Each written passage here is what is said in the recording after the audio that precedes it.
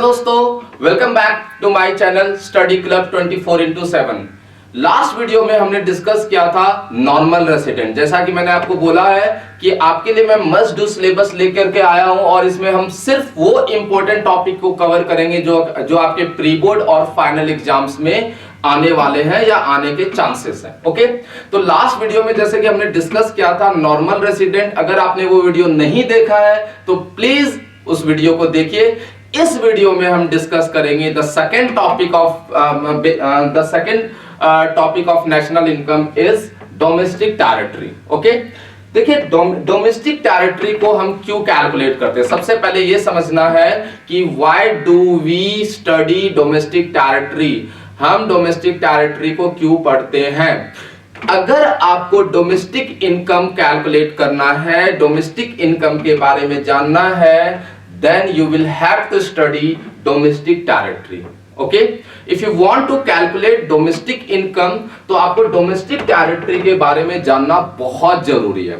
इस वीडियो में मैं आपको बहुत ही सिंपल तरीके से समझाऊंगा कि डोमेस्टिक टेरिटरी क्या होता है, तो बने रहिए मेरे वीडियो के साथ। देखिए बच्चों, सबसे पहले डोमेस्टिक टेरिटरी को हम इकोनॉमिक टेरिटरी भी कहते हैं। What is domestic territory? तो we can define domestic territory like as domestic territory refers to those political borders and geographical locations in which a person, a goods and a capital can be circulate freely। ठीक है, हम कह सकते हैं कि domestic territory वो political border है या जियोग्राफिकल लोकेशन है जहां पर कोई भी पर्सन, कोई भी गुड्स और कोई भी कैपिटल फ्रीली तरीके से सर्कुलेट हो सकता है। There is no restrictions in circulation of persons, goods and capital. अगर आपको मान लीजिए फॉर एग्जांपल लंदन जाना है, तो लंदन जाने के लिए आपको पासपोर्ट बनाना पड़ेगा, आपको वीजा लेना पड़ेगा, देन आप लंदन जाएंगे। लेकिन मैं यहाँ पर दिल्ली में हूँ और दिल्ली से मुझे सपोज मुंबई जाना है, तो इसके लिए मुझे कोई पासपोर्ट की जरूरत नहीं है, कोई वीजा की जरूरत नहीं है। मैं बिना किसी परमिशन के, गवर्नमेंट के परमिशन के मैं मुंबई जा सकता हूँ। मतलब we can freely circulate in our domestic territory. Okay, तो चलिए मैं आपको एक डिफाइन करके दोबारा समझाता हूँ कि डोमेस्टिक टेरिटरी क्या है। Economic territory is thus the geographical territory within which persons, goods and capital circulate freely। तो आपने यहां पर देखा, एक सेकेंड देखिए, ये वो जियोग्राफिकल लोकेशन है, सॉरी बेटा,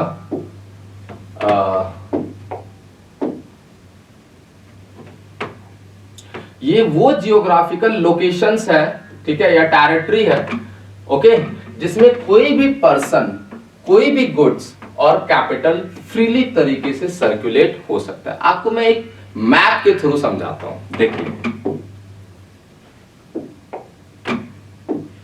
देखिए ये आपके सामने मैंने एक इंडिया का मैप शो किया है।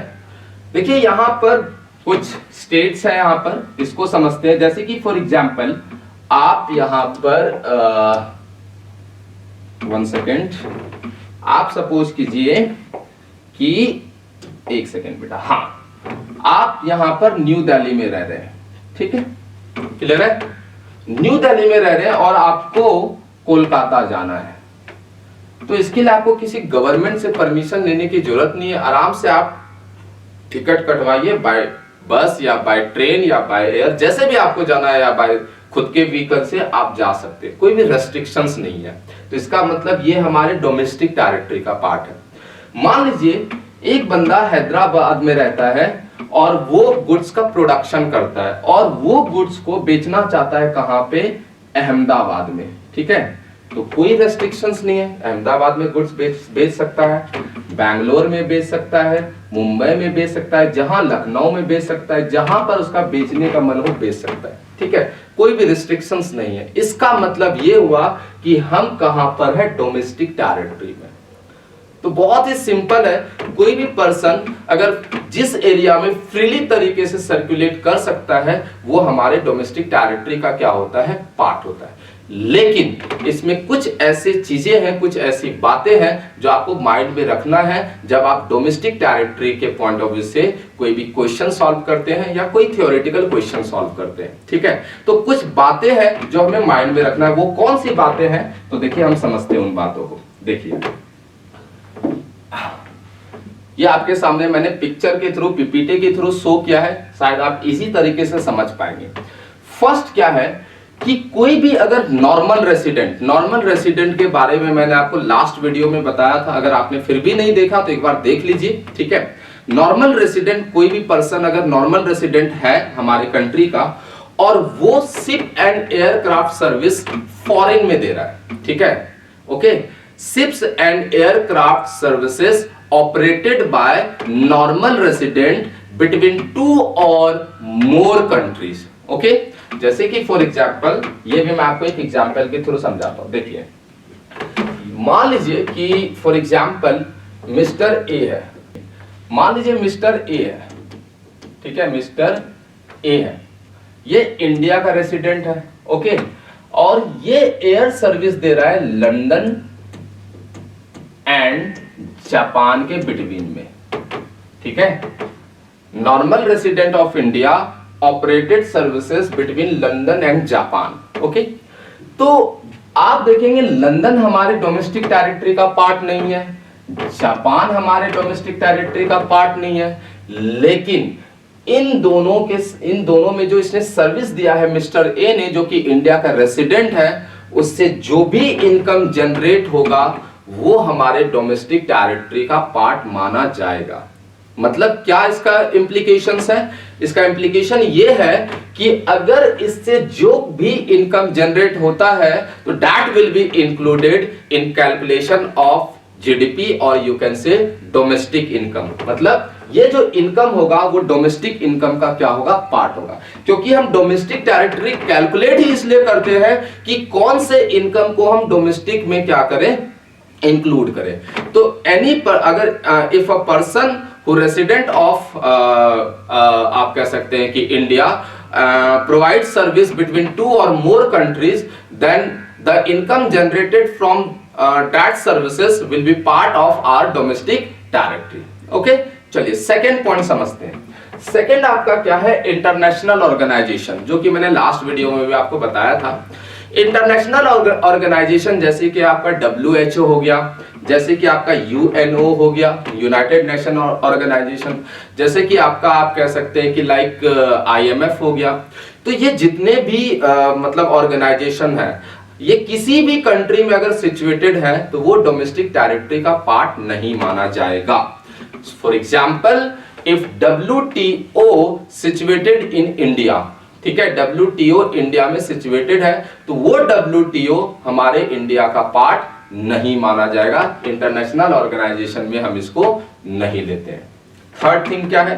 थर्ड थिंग हम समझते हैं, कोई भी फिशिंग वेसल्स है। फिशिंग वेसल्स क्या होता है? फिशिंग वेसल मतलब मछली पकड़ने वाली जो नाव होती है उसको फिशिंग वेसल्स कहते हैं। या नेचुरल गैस रिग्स है।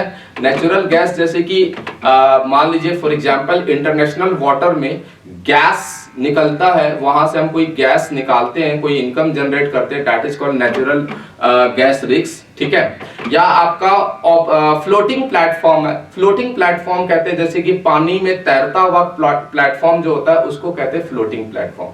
तो fishing vessels, floating platform and natural gas rigs, इससे अगर कोई भी इनकम जनरेट करते हैं तो वो हमारे डोमेस्टिक टेरिटरी का पार्ट माना जाएगा।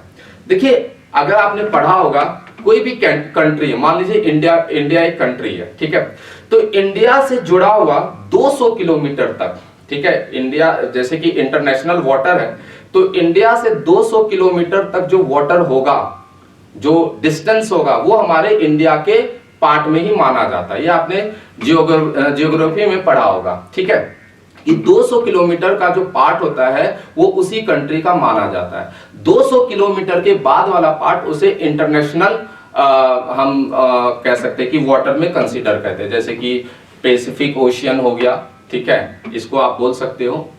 तो अगर कोई भी कोई भी फ्लोटिंग प्लेटफॉर्म इंटरनेशनल वाटर में सिचुएटेड है, या कोई भी फिशिंग वेसल्स इंटरनेशनल वाटर में जाकर के इनकम को जनरेट करता है, ठीक है।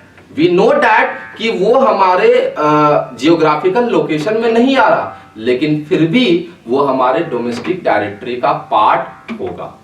मैं दोबारा रिपीट कर रहा हूं, fishing vessels, okay, floating platform and natural gas rigs अगर इंटरनेशनल वाटर में सिचुएटेड है, उससे जो भी इनकम जनरेट करेंगे बच्चे, that will be part of our domestic territory, and उससे जो इनकम जनरेट हुआ है हम उसे डोमेस्टिक इनकम में क्या करेंगे, कंसीडर करेंगे। याद रखिएगा, ये थियोरेटिकल पॉइंट ऑफ व्यू से बहुत ही इंपॉर्टेंट है।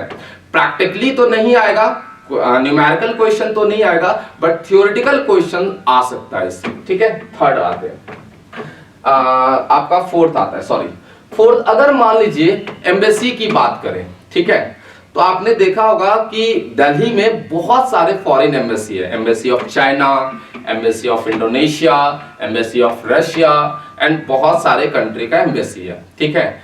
दिल्ली हमारे जियोग्राफिकल लोकेशन का पार्ट है, हमारे आप कह सकते हैं कि इंडिया के मैप में भी आता है।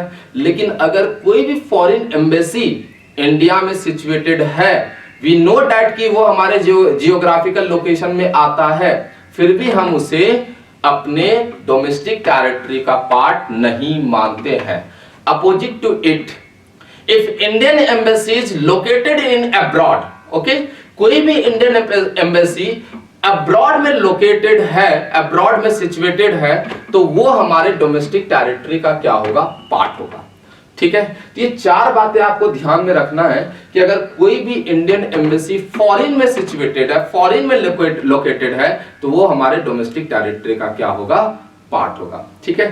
तो ये कॉन्सेप्ट जो है आपको सबसे ज्यादा हेल्प कहां करता है, जब आपका थ्योरेटिकल क्वेश्चन पेपर में पूछा जाता है, ओके बच्चों, ठीक है। अब थ्योरेटिकल क्वेश्चन कैसे पूछा जाएगा, जैसे कि आपसे पूछा गया कि मान लीजिए embassy of India located in Japan, तो बताइए क्या ये हमारे डोमेस्टिक टेरिटरी का पार्ट होगा, तो आंसर इज यस, बिल्कुल होगा, ठीक है। दूसरा क्या क्वेश्चन पूछा जा सकता है, embassy of China located in India, क्या ये हमारे डोमेस्टिक टेरिटरी का पार्ट होगा, आंसर इज नो, ये हमारे डोमेस्टिक टेरिटरी का पार्ट नहीं होगा, ठीक है। और क्या क्वेश्चन पूछा जाता है कि फॉर एग्जांपल सपोज कीजिए कि आप कह सकते हैं कि और क्या क्वेश्चन पूछा जा सकता है, तो बेसिकली आप बोल सकते हैं कि इस तरह के थ्योरेटिकल क्वेश्चन जो है आपके पेपर में आता है। मैंने दो टॉपिक आपका कवर करा दिया, नॉर्मल रेसिडेंट एंड आपका क्या हो गया,